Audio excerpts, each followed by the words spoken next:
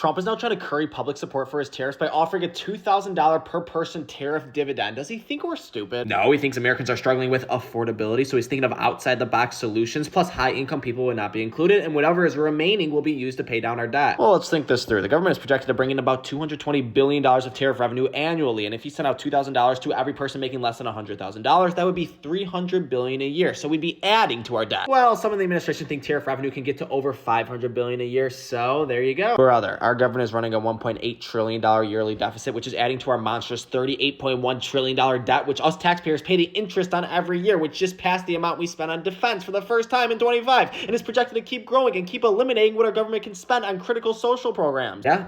Frick, yeah, I mean, I feel like we're making each other's arguments here. Look, the administration is hell-bent on getting the deficit under control. Finance Secretary Scott Bessent has said its goal is bringing the deficit to GDP down from the 6.5% it was under Biden to 3%, and just recently he announced some progress on that. Well, and Scott Bessent was asked about Trump's tariff dividend, and he said it can come in a lot of different forms, like the no tax on tip thing, so there seems to be some disconnect, but I have an idea. Why doesn't the president use his tariff revenue on the Obamacare subsidies so millions of Americans don't lose their health insurance on January 1st? Or instead of sending the tariff money straight to the pockets of big insurance companies, we can send it to health savings accounts. I'll let the president know you made the suggestion. Okay, I think your ego may be a little inflated, bud, but we know in the long run, it's the consumers who pay most of the tariffs. So maybe instead of taking the money away from people just to give it back to them, we can save everyone a court case and just go poof on the tariff. All right, then we can also say poof to middle America ever having a shot at revitalization. I don't think robotic factories revitalize anyone with a consciousness. Well, they say AI is getting there. Great.